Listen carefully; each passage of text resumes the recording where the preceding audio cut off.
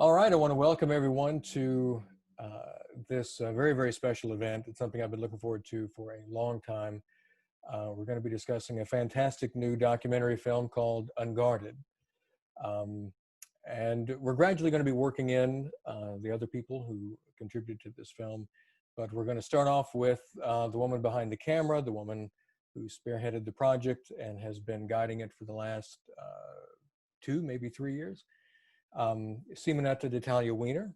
She is, in addition to hopping around the globe and making great documentaries, she is the head of Camino Productions NYC.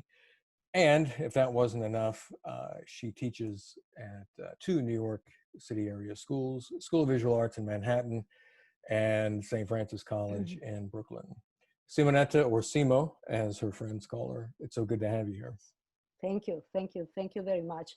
Well, first, I wanted to thank the Festival of Friendship, because this is the first time that Unguarded and our presence is public, so we can talk about the film and talk about the making of the film. So I thank you, Joshua, for for this opportunity. Also, it's a great honor tonight to be here with everybody else in the panel. Gisela, and I wanted just to address each of them because they have been so important to the making of the documentary. So Gisela was my first companion and first companion to my desire to make a documentary on APAC, but even before APAC, to make a documentary that addressed a little bit the issue of justice, what justice is. And so Gisela introduced me to Valdassi Antonio Ferreira, who is the head of APAC now, and to Denio, responsible for the international relationship of APAC, who immediately answered with to my proposal with a great enthusiasm.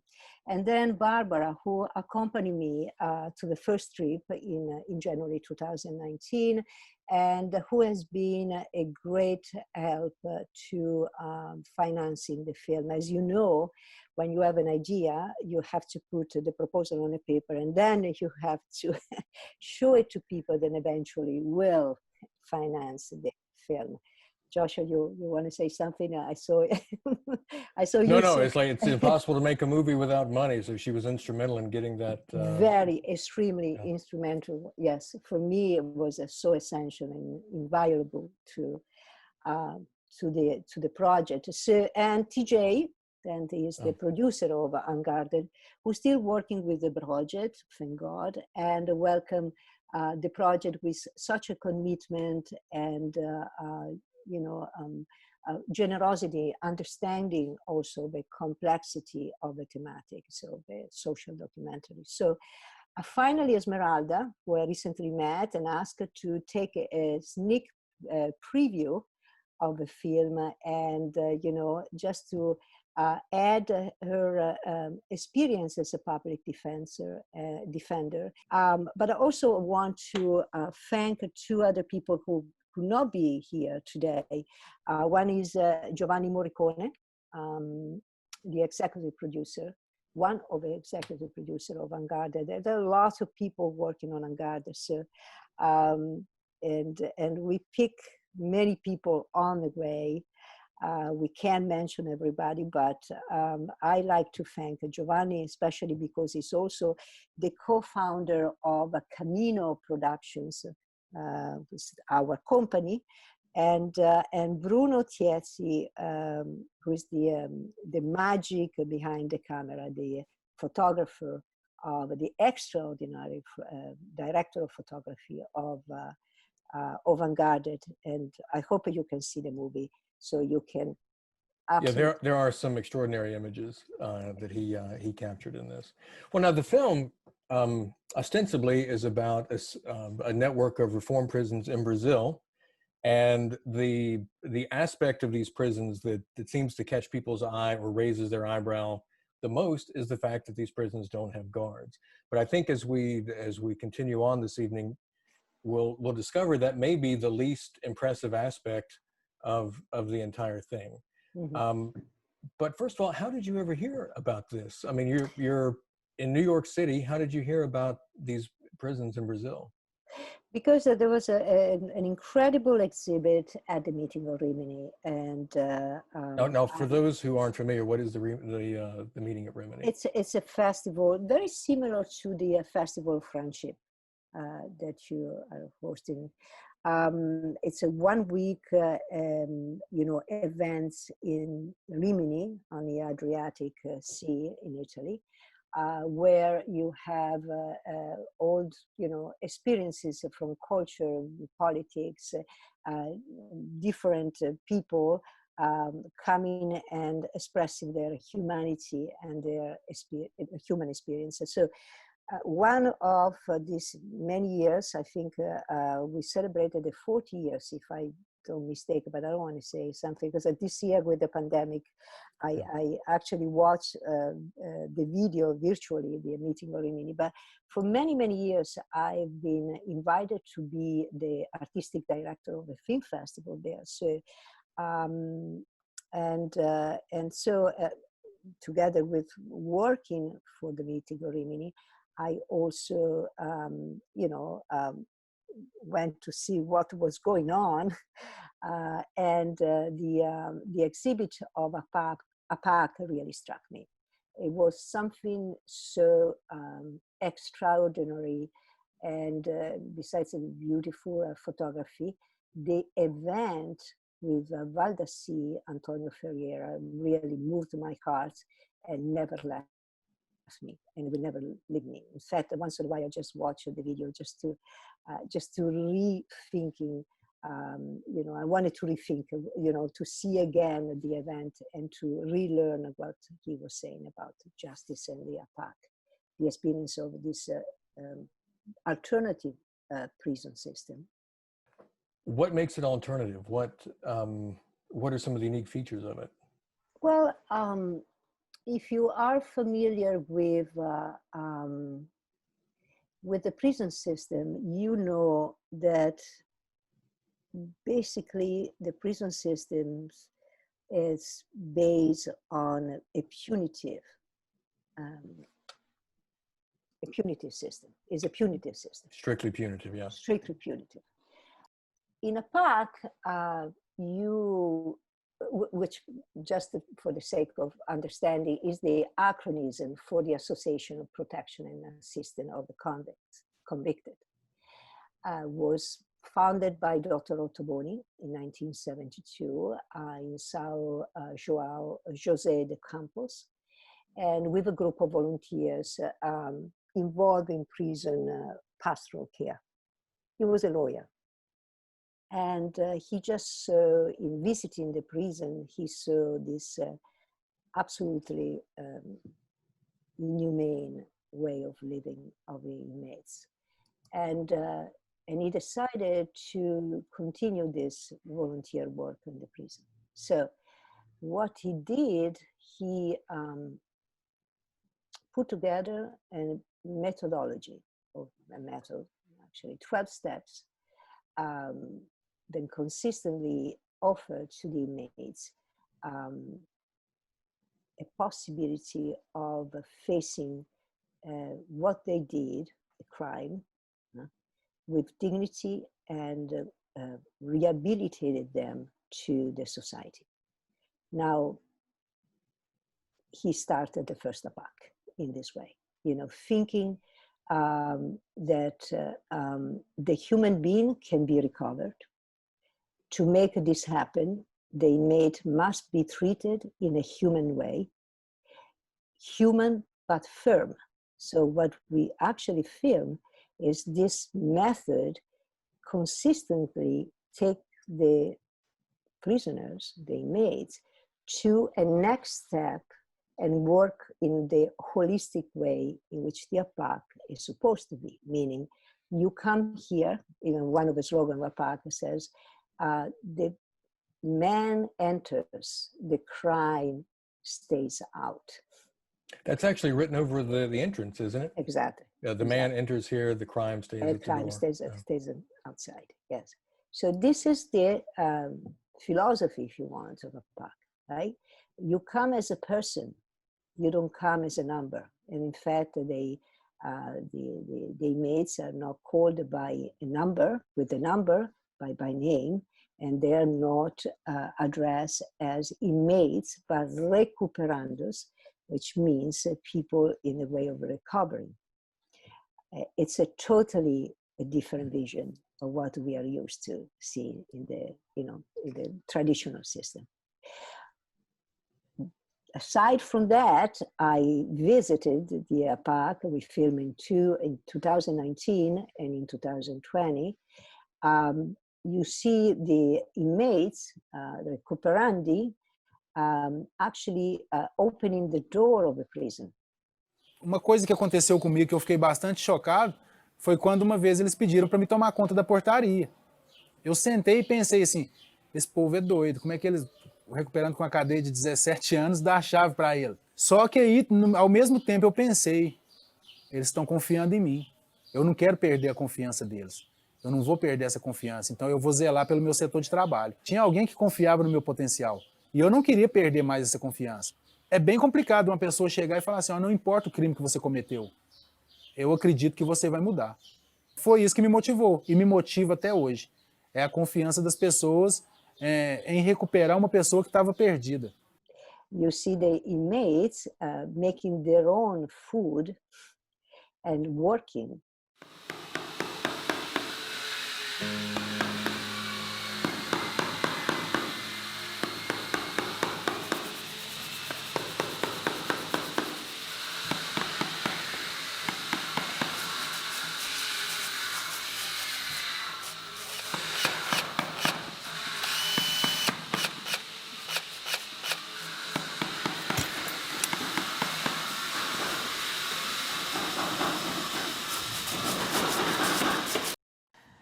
O trabalho, né, que é o terceiro elemento dentro das APACs, é muito importante dizer que só o trabalho não é suficiente, né? A gente vê o trabalho como parte da engrenagem que move toda a metodologia dentro dos 12 elementos. O trabalho dentro das APACs ele é fundamental e ele é visto de forma diferente. O trabalho dentro do regime fechado é chamado de laborterapia, ou seja, trabalho e terapia. Ele vem no sentido de fazer despertar dentro do recuperando a mentalidade, a autoconsciência, novos valores, novas aptidões, né? Quando o recuperando trabalha fazendo um artesanato, fazendo uma pintura, ele vê que dentro dele existe algo de bom, né? Não só as mãos que faziam mal, agora as mãos também podem fazer algo de bom. So that means that the recuperandi, they stay only 8 hours in the cell, means only when they sleep. During the day, they have tasks. They know what to do, and they have been addressed to education, to learn a trade, and to spirituality, to anything that is the approach, as I said, to the methodology, then apply to the methodology of APAC. It's something extraordinary that the film, I wish the film could address it, at least a part of a great idea of APAC. One of the first stories I ever heard about APAC, I was in Italy, and I was giving a talk at a prison there in Padova. And they had, in a courtyard, they had a phrase written in Portuguese, and it said, it was either no one flees from love or no one escapes from love. Escapes from love. And yes. so the head of the prison there explained the meaning behind that to me. Would you, because it relates to APAC, would you please tell everyone that story? This is a sentence that Recuperando, and it was an answer to Valdassi, when Valdassi asked to this Recuperando, hey, Josu, you escape from every prison where the judge sent you. Why you did not escape from? And he said, because nobody escaped from love. And that is something extremely important, and it became the slogan of APAC, one of the many slogans of APAC. One of the reasons is that the approach to the cultural and the approach to the the person that comes to APAC is totally based on unconditional love. When I say that, I saw it. I really saw it. That's not a phrase you this is typically not a associate phrase with that, prisons. Totally, yes. But you see one of the main characters of Unguarded, Bruno. He says, you know, how could I learn in the traditional system about love when I was forced to be with 30 other people in one cell? When they spray, you know, in my eyes, when when the food that they gave me, it was totally rotten. And, you know, when I didn't have any possibility to experience anything but death and punishment. So you know, when you go to APAC, you see people walking towards something. And people then committed a crime. I mean, I met murders. I met people. You know. So they don't distinguish between crimes. I mean, in terms of your crime is not a barrier to you getting to APAC. No, absolutely not. Absolutely not. The only way to get into APAC is to make an application to the judge. This application become processed from, you know, the one judge has to pick it up, read it, and decided that you are eligible to APAC. So he calls you and he interviews you, and he explained to you the method of APAC. And if you say, yes, I can do it, I can stay into this method, I can learn from this method, then they can send you to APAC. So it's really, it comes from the freedom of an inmate. I was just going to say that it does sort of revolve around the freedom of the inmate to say yes totally, or no. only from it's not magic. It's not magic, absolutely. You have to ask to go to APAC, and you have to say yes to this method. Some people like it, some people want some people decided to go because they understand most of them, they understand it's better to go to APAC. They eat better, they have a bed, they can take a shower, which, you know, in a system where is the third worst system, prison system in the world, I guess this is it's very appealing. But one time you go to APAC, it's a commitment. It's a big commitment, and is like Ottoboni used to say, human but firm. Well, it's interesting you mentioned that, because I remember I was talking to some people about this one time and telling them about the facilities down there, and there was a guy sitting at the table, and he just kept shaking his head the whole time I was talking. And so I asked him afterwards, I said, you know, basically, what was that about? And he said, well, it's no wonder no one leaves, because you're treating them like kings, like you're coddling them. But you're saying that's not the case at all. You're treated like king because your humanity is respected. It's totally respected by, you know, the volunteer. I mean, APAC is run by volunteers, people. Because they don't have armed guards there. They don't have guards there. Yeah. So volunteers, and the same inmates, incarcerated people, have keys to the prisons. So when they open the door, it's actually opened by an inmate. So the prison are run by volunteer as well as the prisoners themselves. And it's something that it can't be explained except that I saw it and I filmed it. So to go back to your question about why they do not escape from these prisons, is because nobody escaped from love. And again, it's not because APAC, and I asked this question to Valdesi, did ever APAC had anybody escape the prison. I said, yes, we did. And I said, but why? Why do you think that happened? And he said, not because the method doesn't apply well, is not a good method, but because our love failed them. That's how we answer. You and I were talking one time about this, and I asked you what, in your opinion, what struck you as the most important aspect of the APAC method, these 12 steps? And you said human valorization. What did you mean by that? When you come from the traditional system to APAC, your physical position, your body language it's in this position. The head is down and the hands are, on the back, and you can't look at yourself and neither to anybody in front of you. In the punitive system, what is, I believe, the most horrendous thing is that your human dignity is totally killed, is taken away.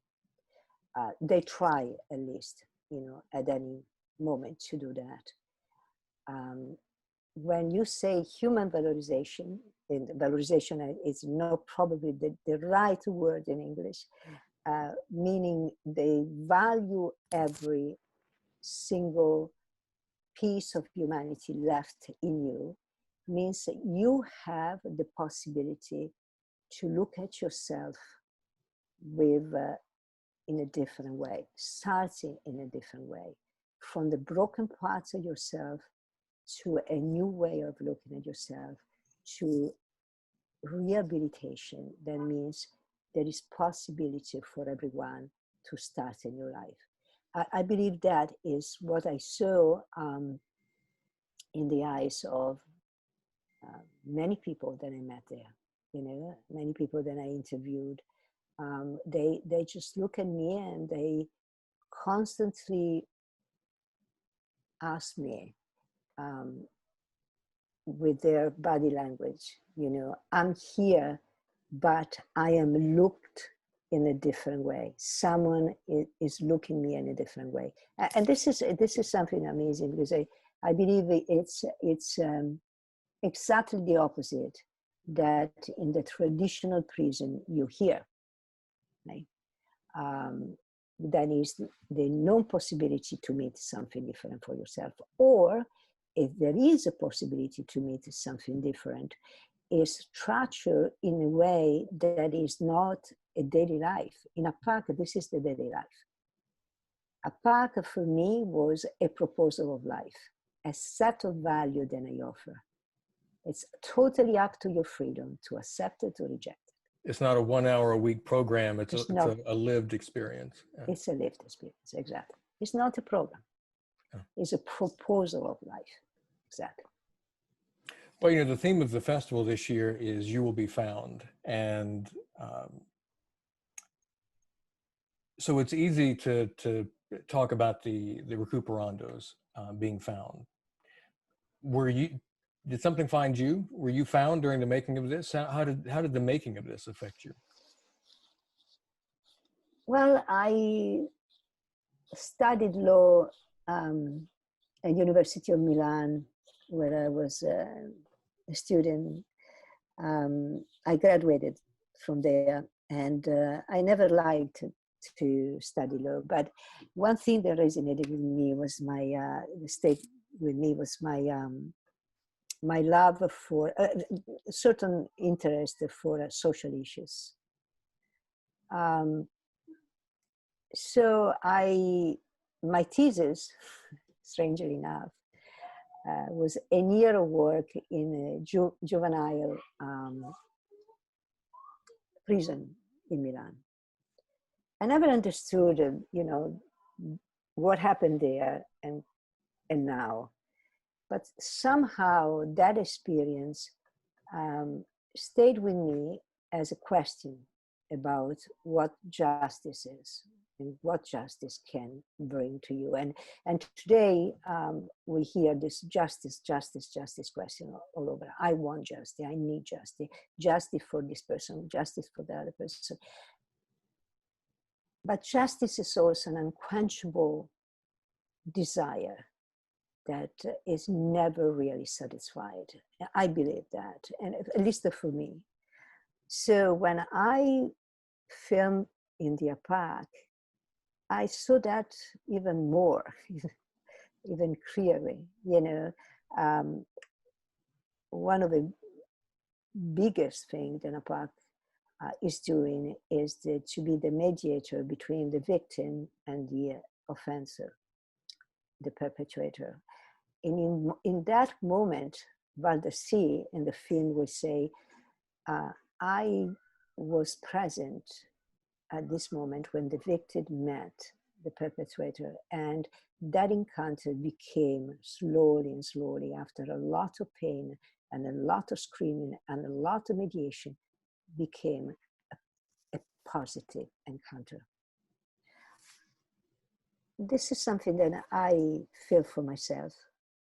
Possible desire to be forgiven, redemption, you know, and is it possible for everyone to meet something that can redeem you, that can change you? It's always been a question for me. And in one of the many slogans in the APAC, one of the long slogans is, if someone could read into your heart, no one could be saved from being a sinner and a criminal. So I take that for myself. So, and I think it's so true, yeah. So forgiveness is not universally possible, then it's just simply not possible. If it's not possible for an inmate, for someone who's committed a heinous crime, then it's just simply not possible for anyone, really. Exactly. Oh. Yes, absolutely.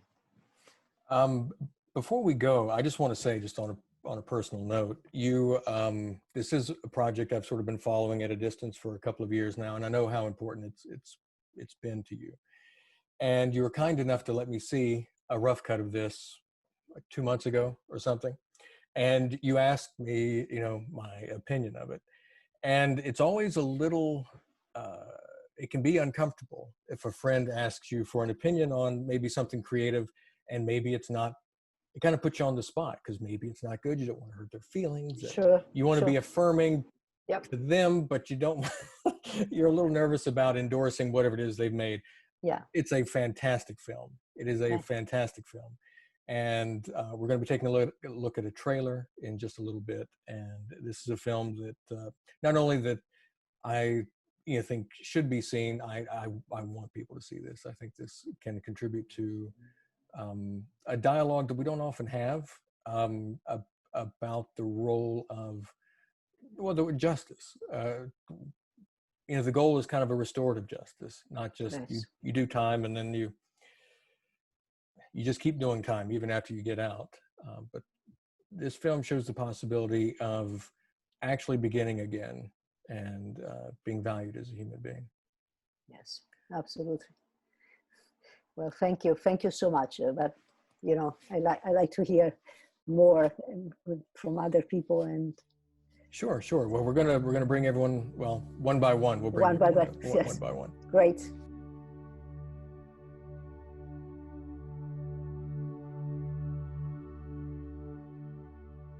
And now we want to bring in TJ Berden, who is the producer of Unguarded. TJ has a number of producing credits, most recently Paul, Apostle of Christ, which starred Jim Caviezel from The Passion of the Christ, and James Faulkner from Game of Thrones. TJ, welcome. Thank you very much. Happy to be here. Before we go any further, there's kind of an old joke in Hollywood about the question, what does a producer do? But I've noticed in talking to people, a lot of people don't really know what a producer does. So if you got a film like Paul, the Apostle of, Paul, Apostle of Christ, you've built sets on the island of Crete in the Mediterranean. It's a bigger budget film. You're in multiplexes around the country when it comes out. What's your role on a film like that? Sure. Yeah. And I mean, it does change, and it's become a very flexible term because it's often given away as titles for certain people's contribution. But you know, at the end of the day, for big pictures like the Paul film, that's everything from the development of the project to the release, and then actually physically producing it. And then some projects, you know, you can be helpful in different ways, different aspects, and different times, and usually credits are, you know, given according to that time and the sort of contribution that one person brings to the project. So on Paul, it was the sort of full picture, full scope. And on Unguarded, it was a sort of, obviously this is Simonetta's passion project and something she'd been talking about for years. And she just needed some help kind of shoring up the resources and the funding and putting together the new kind of direction forward for what we now have in a finished project. So kind of just a sharpshooting, I say. I often say producing can also be the custodian of the film, you know, meaning I say it in the sense of sweeping up the mess and but also the caretaker in a sense, like doing whatever needs to be done to ensure its the completion. Do you have, you know, we often will think of film directors as having certain themes that are common to their films, whether it's Scorsese, Kubrick, what have you. As a producer, is there a particular type of project that attracts you? Is there something thematically that you are drawn to? It's a great question. Yeah, I think it would be things that have like a story of transformation. Human transformation is very captivating. I'm also a visual person, so one of the things that drew me to Unguarded was Simonetta's choice of the director of photography of the film. It just looks stunning. When I heard about the idea of the project, He's fantastic. I was like, prison doc, Brazil, you know. And in fact, I had known about APAC. I went to the meeting of Rimini. I had encountered some guys, but it was in the past. It was a distant memory. But the way she and the way that Bruno Tiesi treated it visually, like it was like a contradiction. It was like this, you know, something that would be difficult, but treated with this dignity and beauty. And that sold me. What are your hopes for this film? What sort of future do you hope this film has? A project like this is so incredible because, I mean, it starts with one person's passion and focus. Simonetta has kind of sort of given her life over to this, not just the film, but like the methodology of the film, of APAC, which I think is the key to this film. And then along the way, we've met some incredible people who definitely want to bring this method of this prison system to America. So I think it's sort of heartening at the end of the day because, you know, we're looking for distribution. We're going to be hitting the film festivals in this weird COVID moment where good luck to anybody. Yeah. But what we have on our hands is something that actually can change the minds and hearts of people, that actually could lead to a change, a contribution to this systemic problem of incarceration in America and rehabilitation. So that's my hope, is to add to the flow, the positive flow. TJ Berden, thank you so much for joining us. This has been great.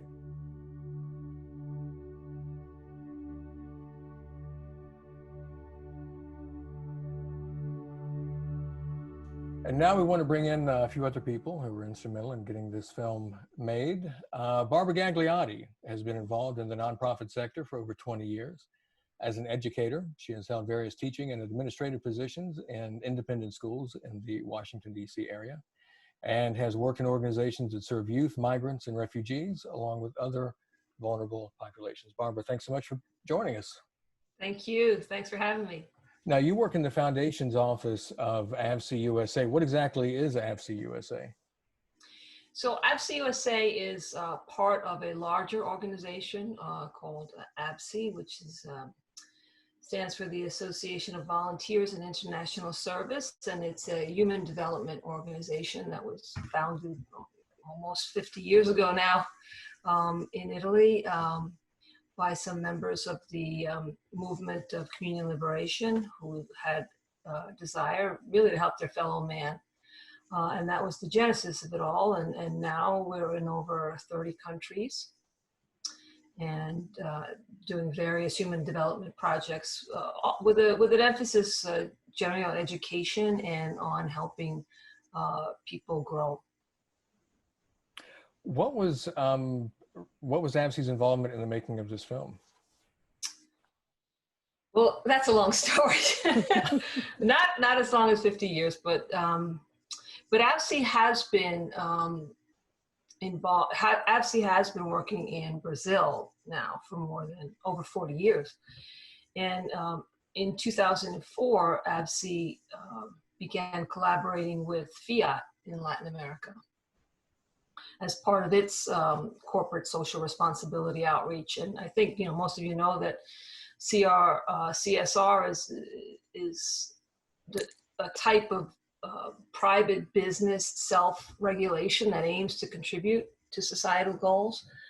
So as Fiat was developing its automotive business in Latin America, it also sought to improve the communities in and around its plants, many of which are in impoverished communities that are plagued by violence, you know, those kind of communities that we call favelas or slums.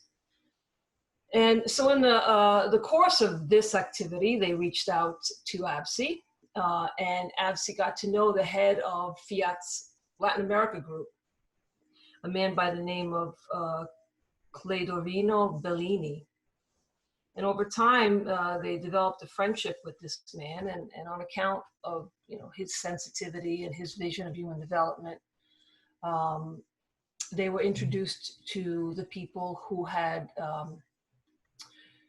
developed the APAC method. It was actually Bellini who really prevailed on AVSI to get to know these people, because he was a volunteer and involved in APAC himself. Now, AVSI, at least in Brazil, was not really involved in prison outreach or any kind of work with prisons. And moreover, the group that oversees APAC, which APAC itself is not really an organization, but more of a method of rehabilitation.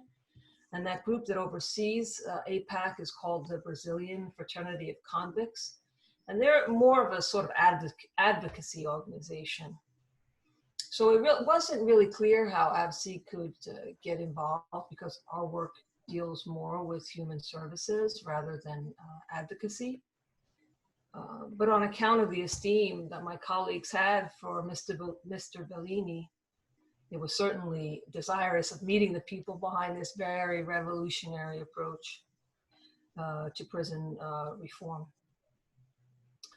So Jacopo Sabatiello, who is the general manager of AVSI in Minas Gerais, where APAC prisons were first established, told me that he met first Valdeci, whose last name I really can't remember right now, who is the director.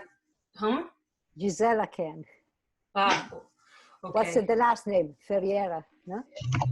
Valdeci Ferreira. Okay. He was Ferreira. Okay. Thank you. He's the director of the Brazilian fraternity, which some of you know by the name maybe of FBAC. In this meeting, they immediately recognized the correspondence between AVSI's and APAC approach to human development, education, to the value of the person as a protagonist in their own lives, considering the person in the context of his family, of his community, the value of human work, a positive approach to reality, and just so many things that were sort of clicking, you know. And so not just with the leaders like Mario Ottoboni and Valdeci, but also all of the people that they met in general, the judges who, you know, who first supported the method and who promoted the method, the social workers, the volunteers, the recovering people themselves. So given the fact that AVSI in Brazil has worked in many of the same marginalized areas where APAC prisons are present, and therefore, you know, with the same populations, and this recognition of a strong convergence of method and vision and human sensitivity, Jacopo told me that they didn't think the origin of this encounter was by chance. And so AVSI began to look for ways to collaborate with the Brazilian fraternity to promote the APAC method. And now I'm going to link up very quickly to the film Unguarded. if that's okay. So in addition to helping APAC build their network of supporters, find funding opportunities, increase their own management capacities, which is what AVSI does when we partner with outside organizations. My colleagues were so impressed by the AVSI method that they wanted to make it known as widely as possible. So one of the things they did was to create an exhibit, which was presented at the Meeting for Friendship Among Peoples in Rimini, Italy in 2006, I believe. And that was viewed by thousands, if not tens of thousands of people, and met with great success. People were very impressed by what they saw.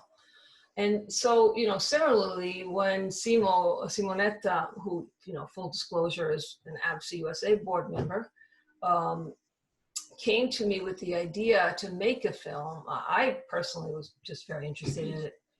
You know, on the one hand, on account of our very long friendship, which is over 30 years now, but also for my esteem, for the work that I have, for her work as a storyteller. So, you know, this is not Simonetta's first film to document some of AVSI's partners. She's also highlighted our work in Mexico.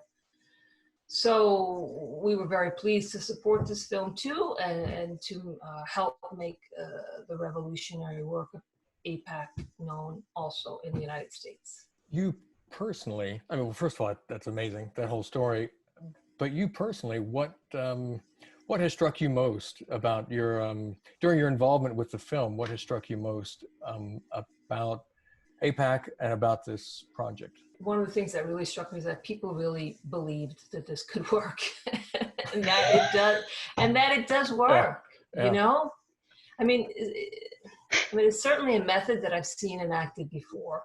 You know, with youth, with other, you know, with migrants, with you know, people want to be protagonists in their own life, and I didn't think it was any different with you know, with incarcerated people, but that outside people, like that judges, would have gotten on board with this, and given enough credence to it and enough latitude that, you know, that over the decades now that it's been operative, has been given the space to show that, yeah, this can work. Well, as Simonetta said earlier, the film would not have been made without your contribution. And I've known you and Simonetta both for, I guess, over 15 years now. And those who know you, we're very fond of saying, Barbara gets stuff done. So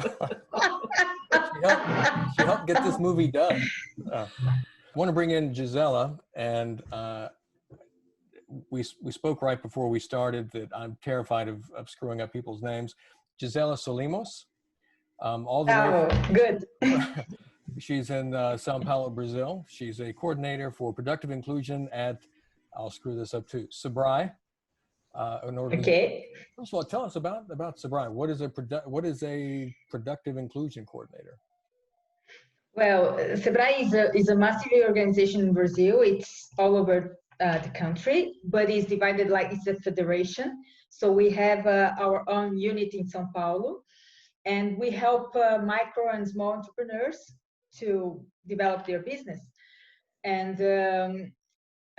so we have like 2.5 million clients in the state of Sao Paulo, and they are all either persons that are people that are interested in making their own business, or micro entrepreneurs or something like that. But now with this new administration in the organization, they have this desire to increase their social impact, and therefore to help more people that are that come in the market and are jobless either because of crisis or because of poverty, whatever, but are in the bottom of the social pyramid, to help them to make their own small business, their way of living in a very, very simple way.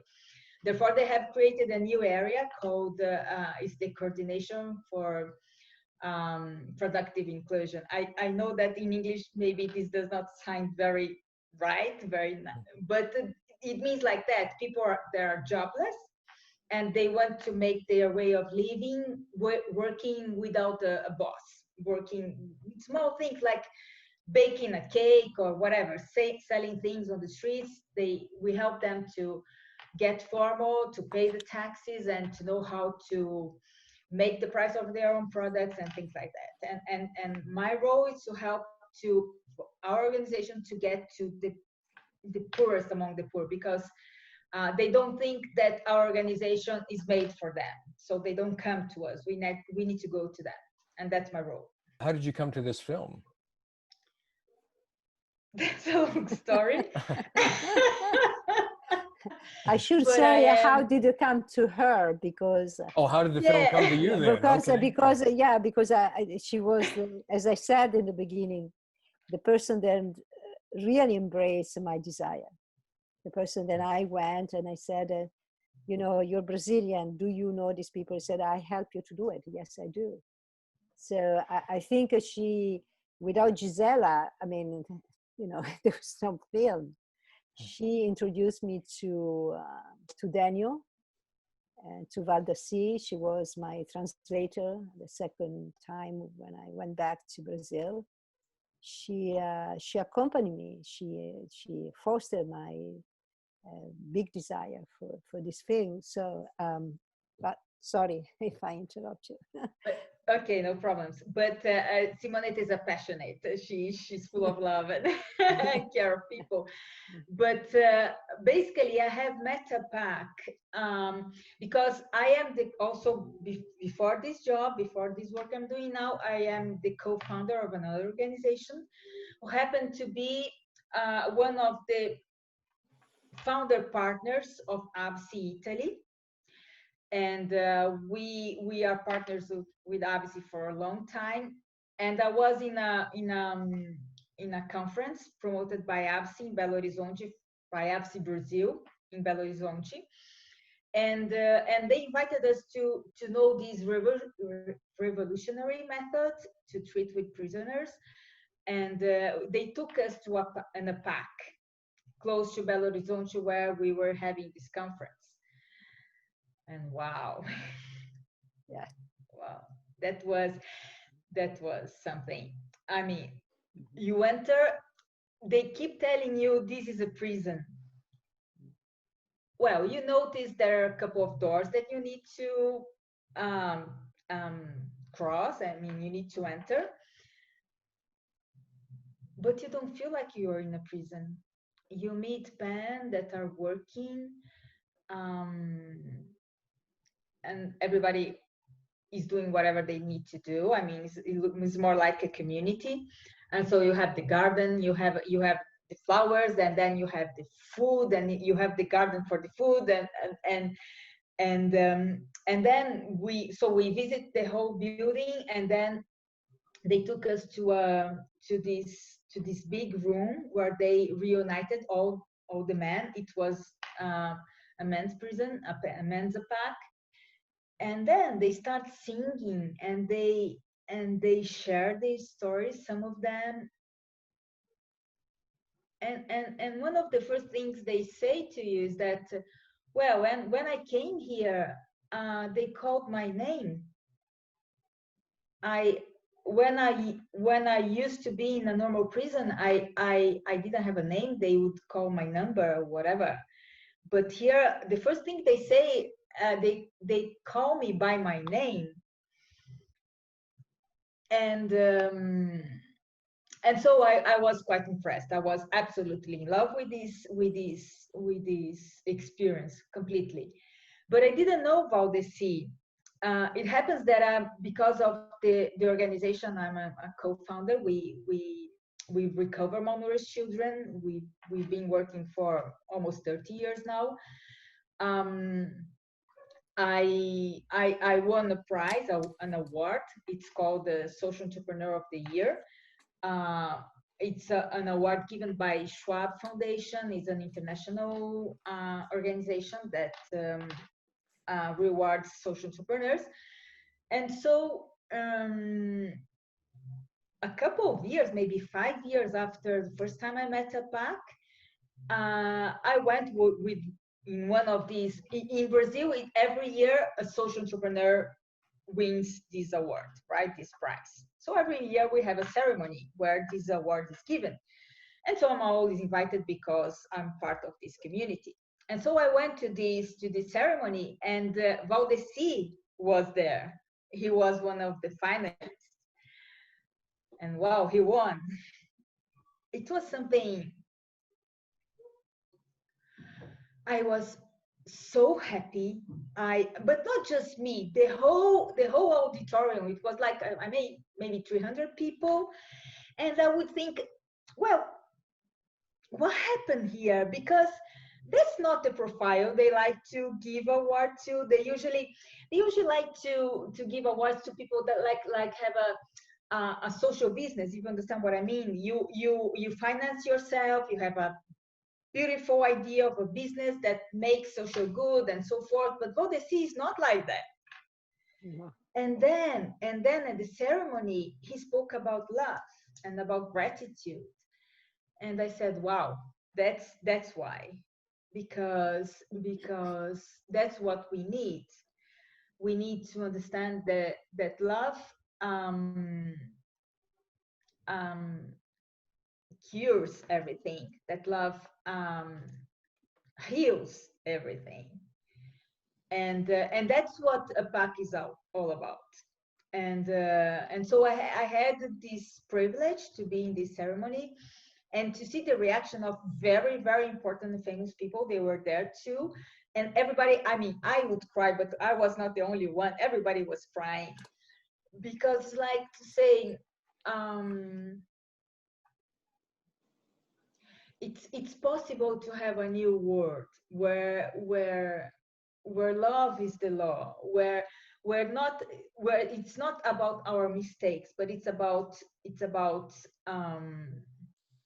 healing our wounds, and it's about starting all over again. And that's why, I mean, that's my opinion. I think that's why Valdeci won this prize. That's why FBAC won this prize, because Schwab Foundation, that it's connected to the World Economic Forum, they wanted to show the world that that this kind of miracle is possible. And so that's when I personally, I mean, I think I have, no, but that's when I actually personally met Valdeci. I had already seen him, but we didn't meet personally before. And so when Simonetta told me about the film, I said, oh, let's do it. And that's how it started. Sorry, maybe I didn't answer your question. No, that's perfect. I'm struck by the fact that you've been inside one of the APAC facilities and you weren't nervous. I know grown men in America who volunteer in prisons, and they are nervous going into prison. No, not in APAC. No. Not in APAC. I just wanted to add something to what Gisela said. Sure. That is, Brazil has struggles to contain prison violence for decades. The last riot left 62 people, inmates, dead. It's also the third largest prison population after US and China. So we are talking about a serious problem in Brazil. So when you go there, you have this in mind, as I had, in searching before making the film. It's clear that, it's not, okay, we are talking about simple things here. We are patching, we are putting, no, this is a serious very serious problem in Brazil. I mean, inmates, when they have riots in Brazil, they turn the statistics are between 100 people dead to, the last one is 62, which is a huge number of people dying in these riots. So that should be the comparison with what we are witnesses here, in APAC. Certainly, Valdeci is the most charismatic human person, with the personality, with the most charismatic personality I met.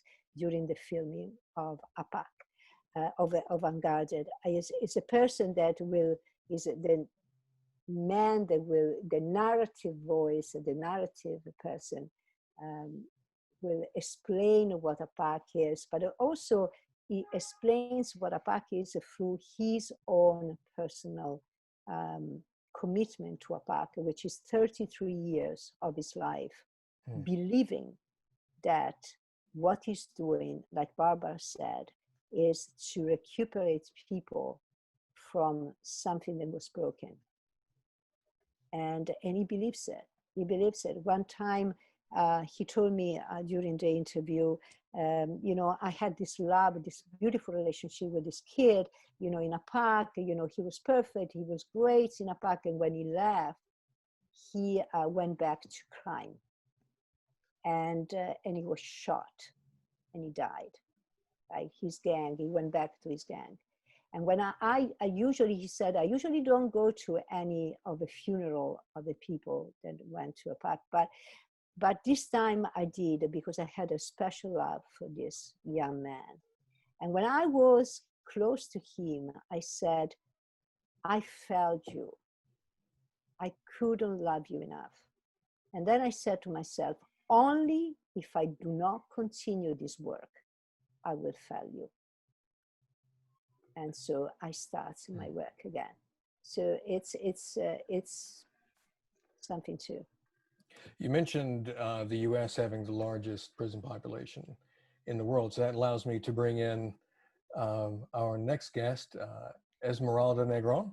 She is an assistant public defender in Florida's 15th Judicial Circuit. Esmeralda, thank you for joining us. I know the question that has sort of been hovering for a few days now, that as a public defender, I see the criminal justice system up close, and could the APAC method be implemented here in the United States? And what would it require in terms of changing the current mentality? That's a huge question. And I'm not going to say that I have the answer. First, I will say that I am not an expert on the prison population in Florida or in the United States. I'm certainly familiar with statistics about it. I've been in jails and in prisons, and there is a difference. Florida is the state in the United States with the third largest population of inmates, people that are in prison. It's got over 100, I think 140, maybe 150 facilities, and 7 of them are private. So the prison system is a super, super political machine. The criminal justice system is part of a bigger political machine. On my worst days, I feel that I'm a cog in the system, you know, moving it along. Most of my clients plea for prison sentences, sometimes county time, which are jail sentences if they're lucky. So, you know, very few of, I've been practicing law only 4 years, a little bit over 4 years, and I've had about 25 trials, but that's because I have such a high number of cases. And I mean, in terms of, will APAC, what I saw, first of all, I saw the movie Unguarded and was very moved by it. But what I saw was people who, as a community, were believers in the system. And by believers, I'm not talking about a certain religion. I'm talking about they believed in this method. And I think Barbara was the one who referred to APAC as a method of rehabilitation, which is actually a really good inroad. So if it were to be able to work here, and I confess, I'm, you know, the air that I breathe is very skeptical and very cynical. It requires an enormous work on my part on a daily basis, especially when I have hearings to attend and people in custody that are being transported that are waiting for me to speak on their behalf. I have to work very hard at remembering that I have a person in front of me, that there's a man or a woman who are currently, their freedom is being limited by the state, sometimes for reasons that are necessary. I have colleagues that think that jails and prisons and the criminal justice system isn't necessary. I think that's rather naive, given the human condition. However, I don't think that it's necessary, and I think they become this way and they become cynical because of how poorly we do things here. And I'm not saying that everybody who works in the criminal justice system, in prisons in the United States, specifically Florida, which is the only system I know, I'm not saying that they're all bad. There's some, I meet decent human beings in the jails and prisons every day. Not lately, because with COVID, you know, that makes it a lot more difficult to get into the facilities. But do I think that something like this could work here, and what would it take? Well, first of all, I think it would take a conversion of heart, really. And the first conversion would be me, right? My conversion to looking at this and seeing the beauty of it, and how this is something that is working in another country, because there are a lot of people that have signed on to participate in making it real. I'm sure that APAC has problems. I liked the film because it wasn't full of your success stories, you know, it was full of people telling what happened to them.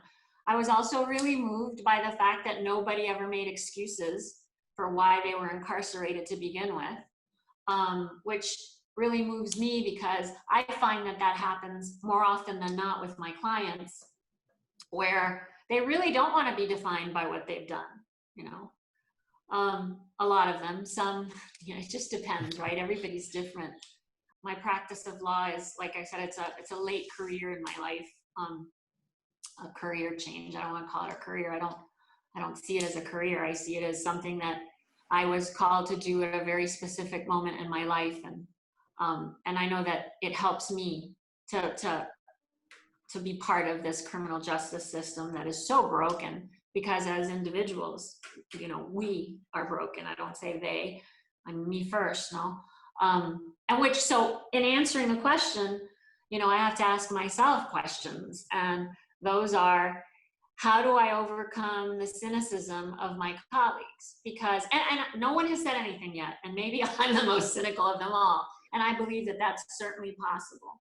I don't pretend to, you know, I often say, I don't ride to work on a unicorn, and another vulgar expression I won't use, but I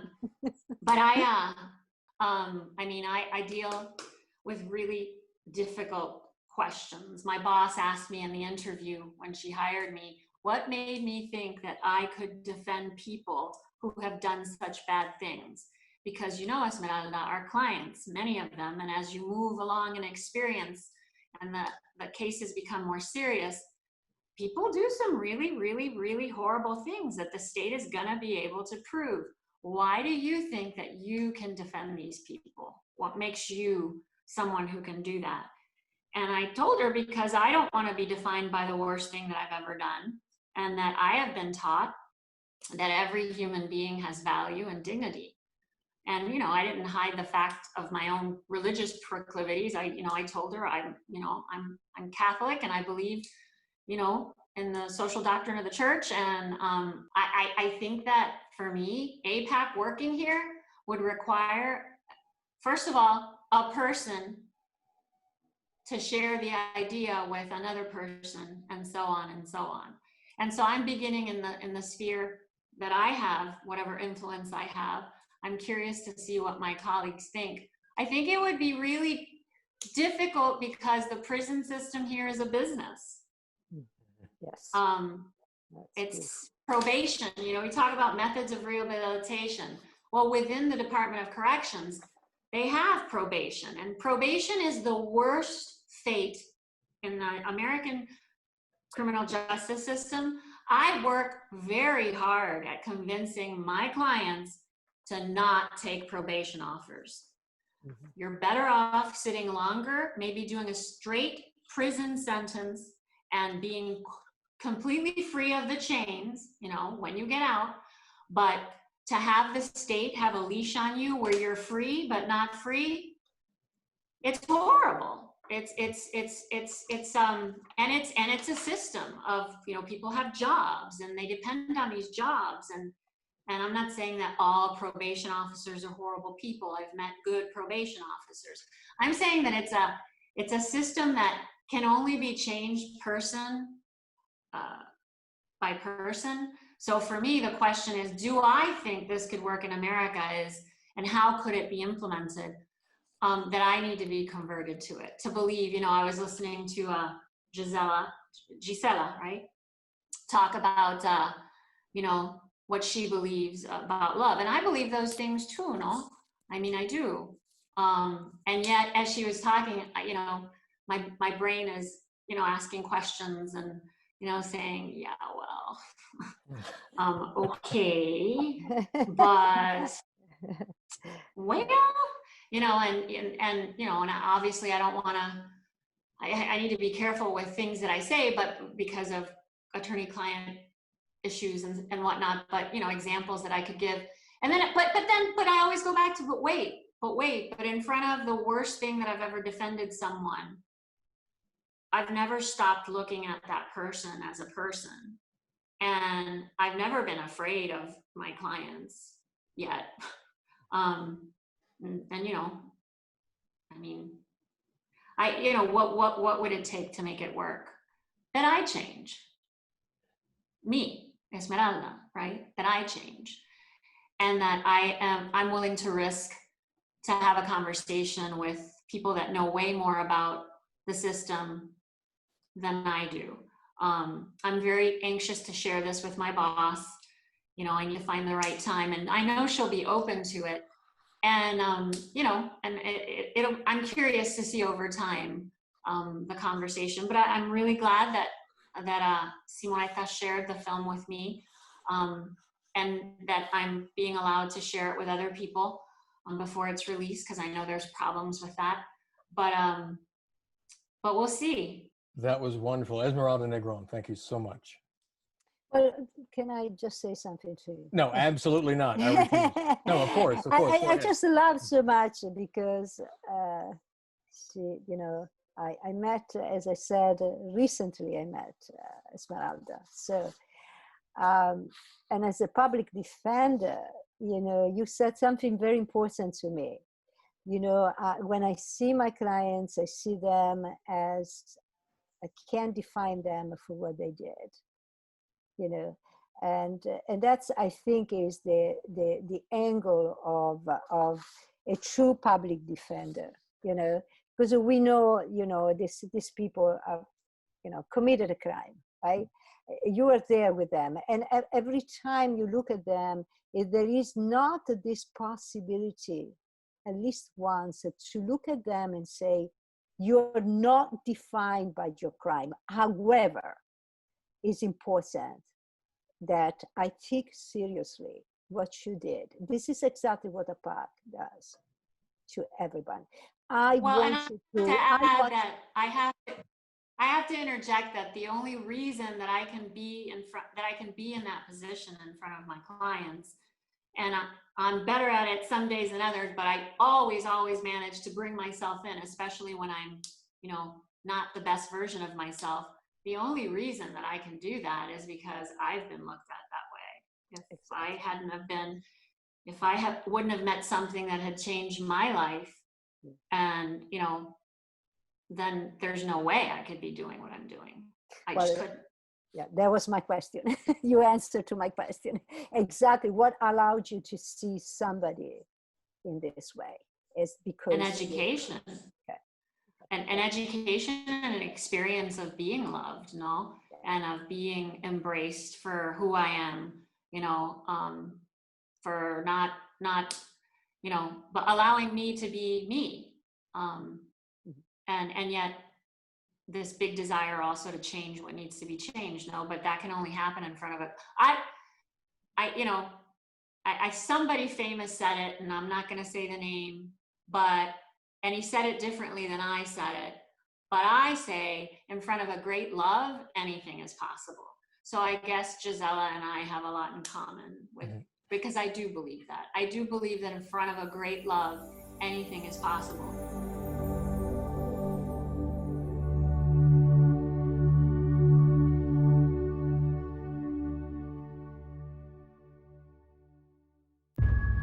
O que é o crime? O crime é a experiência da rejeição. O crime é um grito de socorro. É um grito de alguém que diz: eu estou aqui, me veja, me enxergue, me ame, me acolha.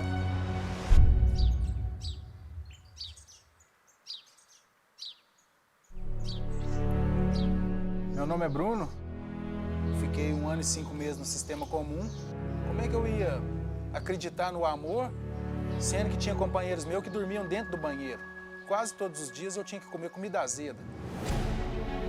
A lei não diz em tirar a liberdade e fazer covardia às pessoas. Tirar a liberdade e ali trabalhar para que as pessoas tenham a possibilidade de fazer novas opções e novos roteiros de sua vida.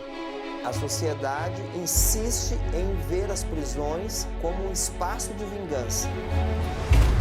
Quando eu entrei na APAC de São José dos Campos, prisões sem armas, ali havia dignidade humana, havia respeito. A APAC é a casa do Berden. Tinha uma irmã que foi assassinada pelo ex-marido, deixando um rio de tristeza. E os meus sobrinhos, as vítimas de verdade, os que minha irmã deixou? Quem é que está por eles? Muitos rejeitam a PAC. Hoje eu tenho uma neta lá na PAC. Eu vendi drogas, mas também trouxe muito sofrimento às pessoas que estavam lá dentro. Não acho que ela tá pagando demais, ela tá pagando o que mereceu. Eles recuperando com a cadeia de 17 anos, dá a chave para ele. Só que aí, ao mesmo tempo, eu pensei, e eu não queria perder mais essa confiança. A princípio, assustei muito, porque achei que era um teatro, uma encenação, algo que era impossível de se existir. Nós iremos ajudar esse preso, primeiro, a dar-se conta do mal que ele fez. A APAC é o templo da recuperação dos presos.